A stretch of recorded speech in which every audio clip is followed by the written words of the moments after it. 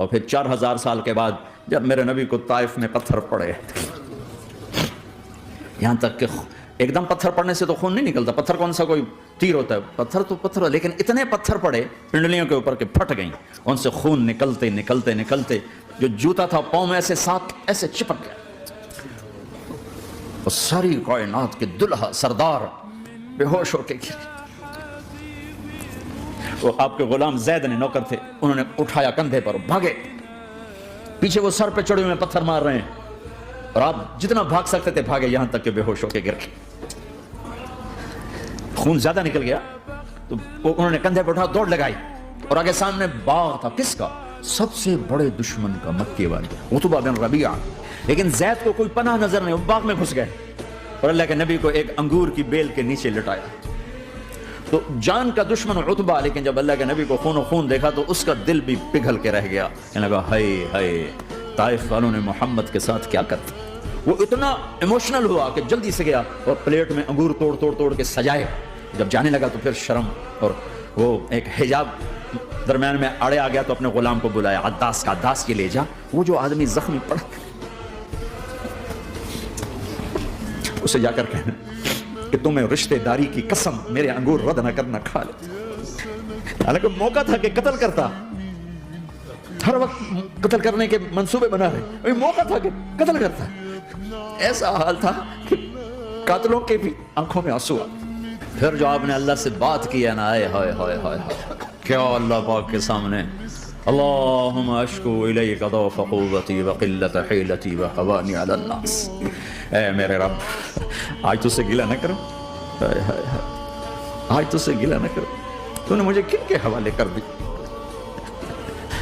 تو نے مجھے کن کے حوالے کر دی، الی عدو ملکتہ امری او بعید یتجحم، ایسے دشمنوں کے حوالے تو نے کیا جنہوں نے میرا یہ حال کر دیا، تجھ سے کون سا چھپا ہوا ہے۔ ساتوں آسمان لرز گئے، عرش کانپ اٹھا، اور جبریل فرشتے کو لے کر ایک سیکنڈ کے کروڑویں حصے میں حاضر، یا رسول اللہ حکم فرمائیں، اطبق علیہم الاخشبین، یہ دو پہاڑ اٹھاؤں گا اور یوں ایسے چکی کی طرح یوں کر دوں گا، جنہوں نے اتنی زیادہ تکلیف پہنچائی تھی ان سے بدلہ لینے کا وقت آ گیا ہے، اور فرشتہ حاضر ہے، اللہ کی منشا شامل ہے، کر دوں؟ کہ نہیں، یہ نہ صحیح، ان کی نسل میں شاید کوئی ایمان لے آئے، لعل اللہ ان یخرج من اصلابہم من یوحد اللہ، یہ نہیں تو ان کی نسل ہی شاید کلمہ پڑ جائے، میں عذاب دلانے نہیں آیا۔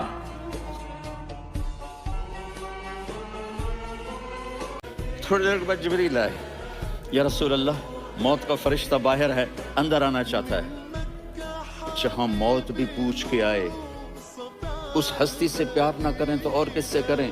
ملک الموت بھی اجازت لے کر اندر آئے اور آ کر کہا السلام علیکم یا رسول اللہ، آپ نے کہا وعلیکم السلام، کہا یا رسول اللہ آپ پہلی ہستی ہیں جنہیں میں سلام کر رہا ہوں، میں نے نبیوں کی جانیں نکالی، نیکوں کی کسی کو سلام نہیں کیا، آپ پہلے ہیں جنہیں میں سلام کر رہا ہوں، یا رسول اللہ آپ پہلے ہیں جنہیں آپ کے رب نے کہا کہ میرے نبی سے پوچھ کے اندر جانا، بغیر پوچھے نہ جانا، آپ پہلی ہستی ہیں، میرے رب نے کہا آنا چاہیں تو لے آنا، رہنا چاہیں تو چھوڑ کے آ جانا۔ آپ نے فرمایا اگر میں کہوں تو میری جان نکالو گے؟ کہا جی نکالوں گا۔